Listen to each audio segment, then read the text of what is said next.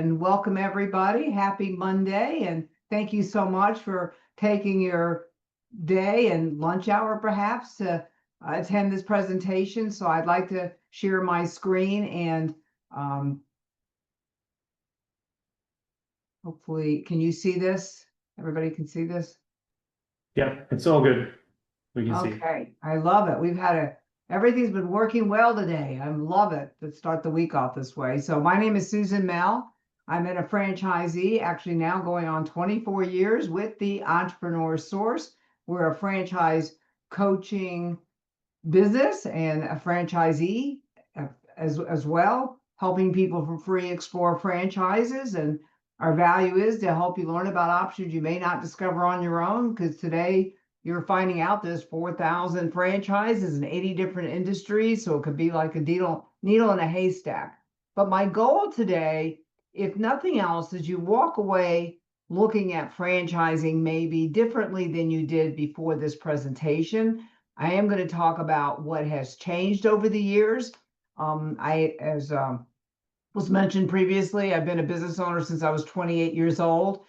Everybody has a cell phone. Well, I got into the cell phone business when they first turned it on here in Tampa, actually 3 months before the service was turned on. So I was sort of right time and right place. And I grew my business to 4 locations with 42 employees, did about 8 million in revenue, and utilize all sorts of mentor services. So I'm a big fan of mentorship and being open to coaching and willing to learn new things. So today, let's dive into what's changing in franchising. Now, let's see, I'm not changing my slide. Here we go. So we're going to talk about business ownership, obstacles that get in the way, some of the advantages of being your own boss, some of the misconceptions about franchising, what is franchising, and whether franchise ownership is right for you. And that was a big concern that I had from being an independent business owner. Could I be a franchisee? Part of the entrepreneur's educational experience is to help you define your income, the lifestyle you like to have. Wealth could not just be about money. I call that priceless possibilities.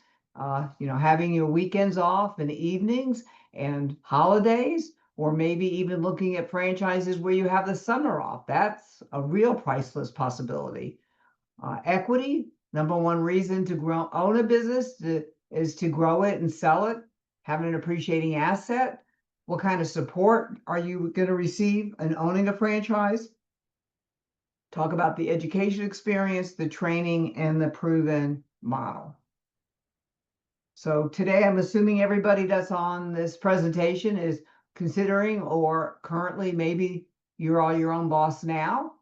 As you know, you have choices. You can start your own business. If you have I call those inventors. There's different types of entrepreneurs. So you can be an inventor. You have a good idea and you go out and develop it. You can buy an existing business, or you can be a franchisee. I will say that I've been more of I call it an implementer entrepreneur. I was an agent for the wireless carrier, so that wasn't my idea. Now I'm a franchisee. I do believe there's inventors who people have great ideas and they start their own business. And I think you can be what's called an entrepreneur, where you are a CEO, you run other people's organizations. So there's a lot of different ways to be your own boss. I always like to start pretty early in the presentation with the funding, because this is something that's changed that we didn't have when I started 24 years ago, which is and this is many of my clients will invest in a franchise versus doing something independently, because if you don't have experience in that industry, you probably will have difficulty getting an SBA loan. I don't know if that's true for an existing business, but it is true for startups, especially if it's a restaurant. Banks aren't a big fan of funding restaurants. So the SBA has got a registry list for franchise. So long as they're on the registry list, most of the franchises that we work with at the Entrepreneur Source are already pre-approved. So this is a loan up to $150,000, which is more than what you'll need really for a service-based business. It's only 10% down. So for $15,000, you can get a loan that will cover your franchise fee, your working capital the first year, and even a salary to pay yourself during the ramp up phase. So the average franchise fee is between $50,000 to $60,000. You'll need another $30,000 to $40,000 of working capital, so you make sure you have enough money for marketing and paying your cell phone, your internet, those business expenses, and then a salary to pay yourself until the business starts earning money. The loan takes about 6 weeks, which is really fast. Most SBA loans are 90 days and require that you put the home up as collateral. That's not the case. This is a business line of credit. If you are a veteran, you'll save 50% on the bank fees. So this is a really great program and one of the many funding options that's available for funding your business. If you wanted to schedule a time to speak with me about funding a business idea you have, I'd be happy to talk with you about that. But I just wanted to highlight this particular loan because it's something that most people aren't familiar with.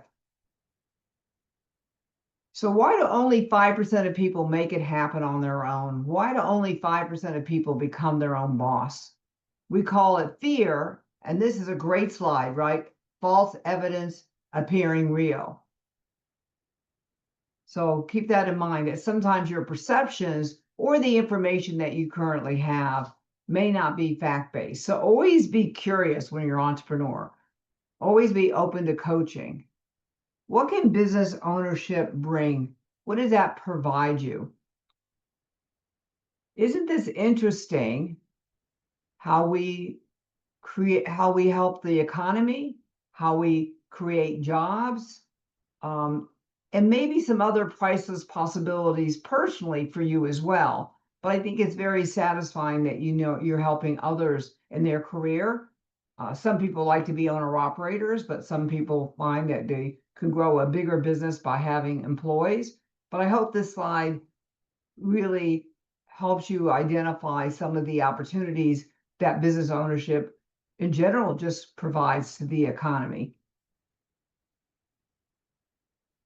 I asked my franchise to add this slide to this presentation because I thought this was a really great forward look to what's going to be happening to how many people are going to be self-employed in the US. And I don't know if many people see this information, but it really impressed me. So I hope you're impressed with this information as well, that 10.3 million people will be self-employed.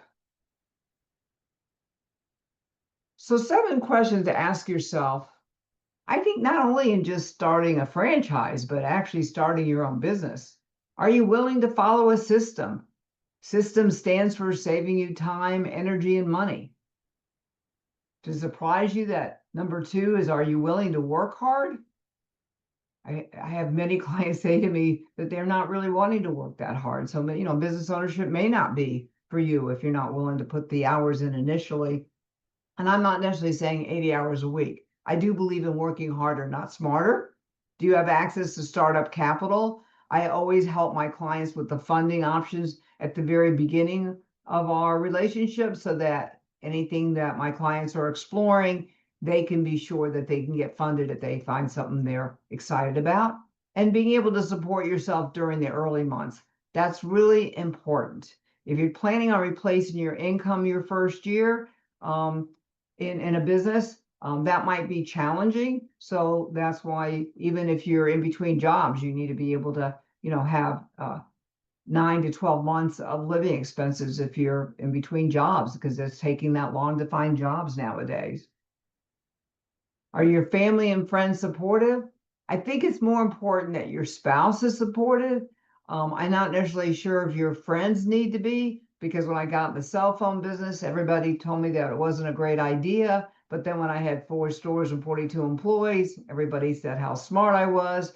Then I invested in a franchise and everybody said, what do you need a franchise for? Now everybody asks me, what's the hottest franchise? So sometimes when you're in a place of change, your friends and family are not necessarily. So they're saying, I wouldn't do this, so maybe you shouldn't do that, because they don't have the same information as you. So just don't be surprised if your family and friends are not supportive, but your spouse obviously needs to be on board. I think sometimes your friends think that you might want to borrow money from them, so sometimes they're maybe they may not be as excited about the idea.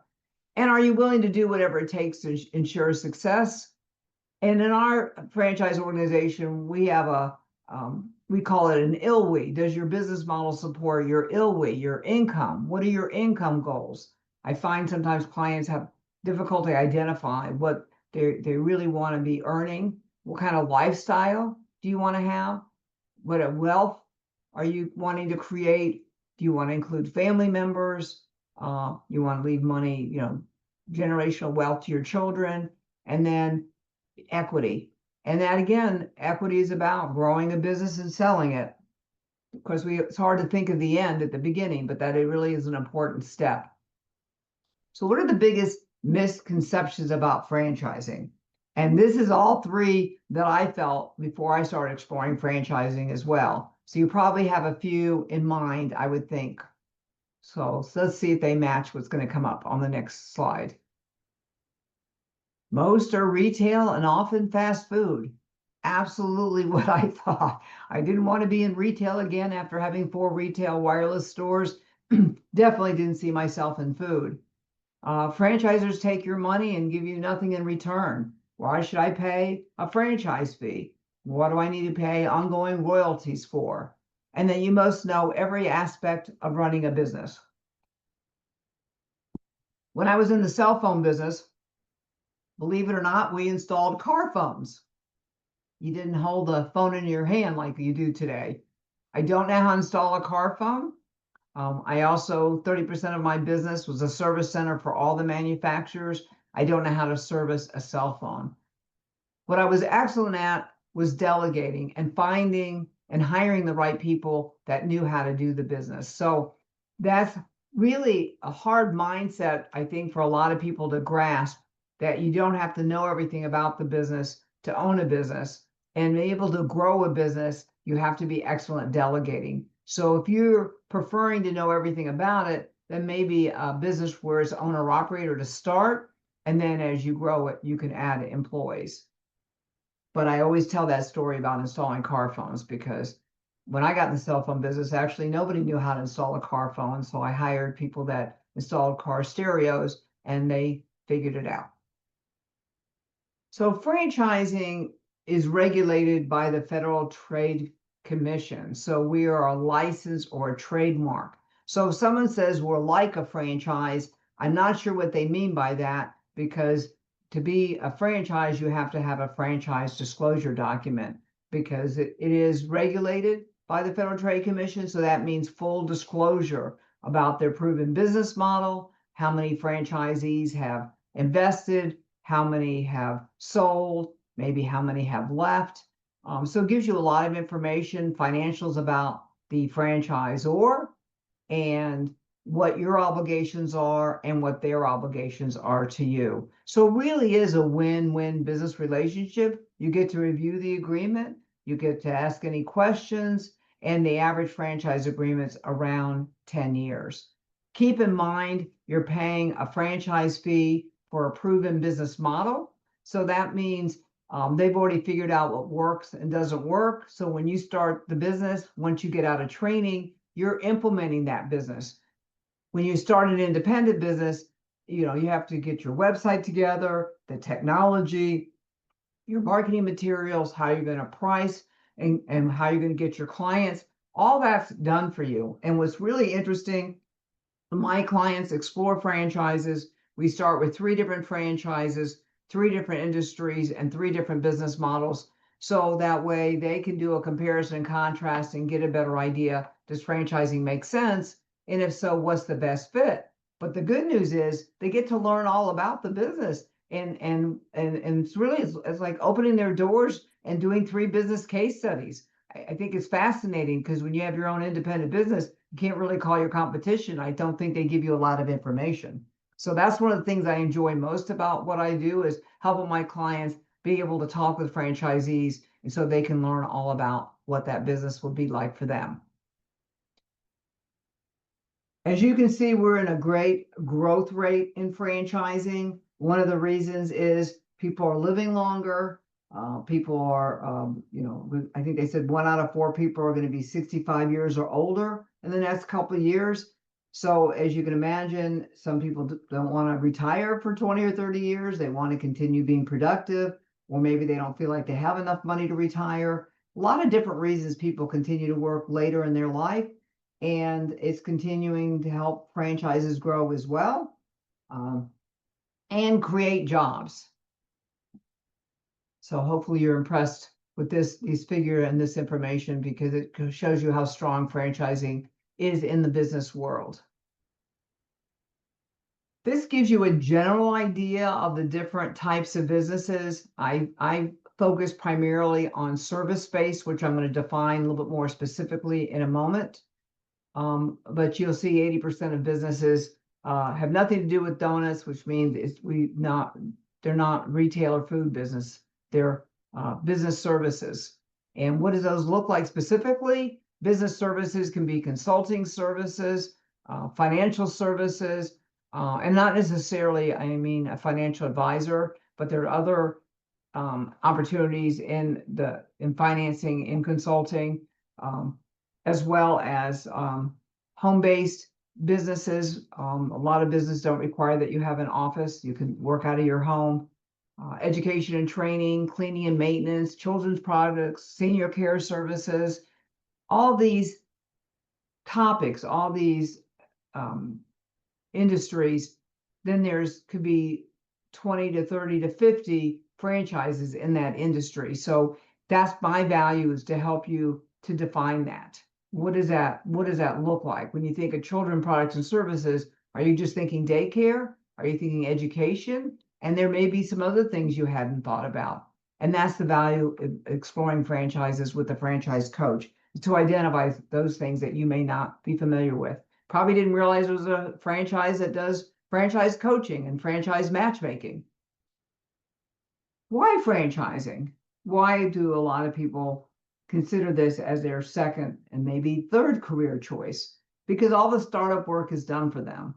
They're implementing a proven business system. They have guidance from the franchisors, again, being a business for yourself but not by yourself, and brand recognition, sales and marketing, training, and you have support of the other franchise owners as well. So that was one of the things I really enjoyed. After having my own independent business, I felt like I was alone on the island. And then I was able to become a franchisee and be part of a team and be more collaborative. And that really resonated with me. I didn't realize how much I was missing that. Thought this is an interesting slide, that this is a high percentage of people that said they would do franchising again. I think that's much higher. If I looked at statistics of people that owned a business and whether they would do it again, franchising has a much higher success rate, and the fact of, again, that they're in collaboration with others and like-minded people within the organization. We only work with franchises that have a very high success rate. So the Entrepreneur Source, we work with the top 200 franchises in all the different industries. So we really help to narrow it down and create a focus of the best for our clients. So this is an interesting slide about territories, because when you have a service-based business, most of the time they have a territory. So you want to understand, what is your territory? Why do they define that territory that way? And that way it's exclusive just to you. And whether you can negotiate a territory, it depends. Some of the newer growing franchises are more flexible than the well-established, but I always believe it doesn't hurt to ask. I also work with virtual franchises. The Entrepreneur Source, which I own, is a virtual franchise. So I'm able to work with clients all over the country, gives the ability to travel, work from anywhere, and work with clients anywhere. And so that might be of interest to you, to have a business that's virtual. I said this previously, but you're in business for yourself and not by yourself. And that's another reason that people invest in franchising. You got to be open to coaching, willing to learn new things, and willing to change. What do you get for the fees that you pay for? We've talked about that proven business system. the initial training, but also the ongoing training and support. Even today, after 24 years, I still attend our different training that we have on a monthly basis because either it confirms that I'm still on the right track in working with my clients, or I need to fine tune something that maybe I got off track with, but just calling it sharpening the saw, keeping your talents sharpened. What kind of business software and technology does the franchise use? I'm pretty sure that most of us would not be able to spend the kind of money these franchise organizations spend on technology, the best of the best. What kind of marketing campaigns and materials? If you connect with me on LinkedIn, if you get on my calendar, you'll be getting our weekly newsletters and also our social media postings, which are educational postings about business ownership and franchising. I get raving compliments, and that comes from being part of a franchise and having a great marketing program. If you have equipment with the franchise, will they help you with getting volume discounts for the equipment? If it's retail, they help you with site selection, build out assistance. Again, we talked a little bit about financing SBA loans, but there's other programs as well. And then what kind of future vision and growth plans does that franchise organization have? Keep in mind, these franchise companies did really well during COVID because, again, that business for yourself, but not by yourself, and having all that collaboration to help work out how to move forward profitably. Several different areas of how you can invest in a franchise. One, you could be a single unit owner, operator. You could be a semi-absentee owner, but you would need to invest more money because you would need to hire someone to run the business unless you had a partner or a family member.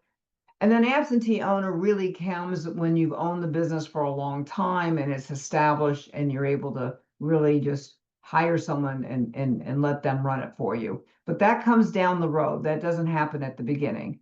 Multiple units can be multiple territories if it's service-based.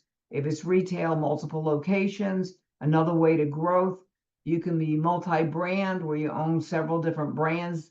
And then you can develop a whole area and develop it yourself, whether it's the state or the whole city, if you'd like. So where do you begin in exploring business ownership?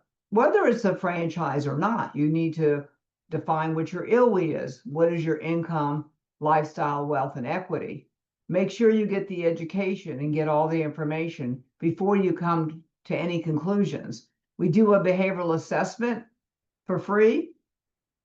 You receive a copy of it, and we focus on your primary driving motivators, because if the franchise matches your motivators, that's what gives you the enjoyment of what you do every day. Validation means you're talking with franchisees. And then once you made the selection of the franchise, then finalizing the funding, and then off to success. Far too many give up their dreams of self-sufficiency. So is it possible that if you try to avoid a risk, you'll also avoid the opportunity? So I always like to say, if you don't mind risking a little bit of your time to learn something new, the worst that can happen is you'll look at franchising differently than you do today. That's what happened to me. I wasn't that interested in franchising. Look what happened. Here I am 24 years later, speaking with you today. So we're going to go over any questions you have, but I do want to say, if you wanted to connect with me on LinkedIn, all my contact information is on my contact info. I have recommendations at the bottom of my profile of people I've worked with recently and in the past, so you can see what they invested in, what their background experience is and what they invested in, because 95% of my clients that do move forward with the franchise move forward with one they would have never considered on their own. And by the way, if you're a veteran, not only do you save 50% on the bank fees for an SBA loan, you also save up to 30% on the franchise fee as well. So please do connect with me on LinkedIn. Let's take a look at the chat.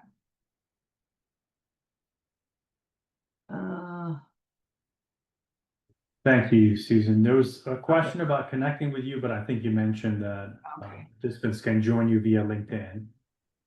Okay, one of the things that I'll share with you since we have a few more minutes, there is another funding option, and this you could use for whether it's a franchise or your own idea. And again, I could connect you with the companies that do this.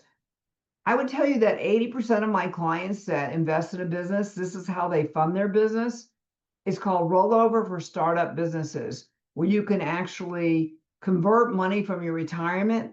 Instead of buying shares of stock in Wall Street, you can actually buy shares of stock in your own company with no penalty. Excuse me, Peter Thiel, who started PayPal, that's how he funded PayPal, was through rolling over some of his money. So you're taking a passive investment and making it into more a reactive investment. So if you're making, let's say, 10% on the average in the market, you're looking at franchises making 30 to 35% return on investment, you might say, well, that's a better use of my money. Plus, you have something you can grow and sell. So I had a client that actually was referred to me by Score in Sarasota, and Score of Minnesota, I mean, and she was located in Sarasota. She spent $100,000 on a business. That was the franchise fee and working capital the first year. She sold it 8 years later for 1.8 million. She made about a $500,000 the last several years she owned the business. So her total return on investment from the 8 years she owned it and what she earned and what she made when she sold it, she turned that $100,000 into a $3.5 million return on investment in 8 years. Plus, you leave your profits in your retirement and you'll never pay capital gains. So that'll save you another 20% in taxes by doing that program. So that's why a lot of people do it. But again, the SBA program, a lot of my veterans will do the SBA program because they don't have as much money in retirement. And so that's another option for them as well. So if that's something you're interested in for your own independent business or for funding an idea that you have, I'd be happy to speak with you about that as well.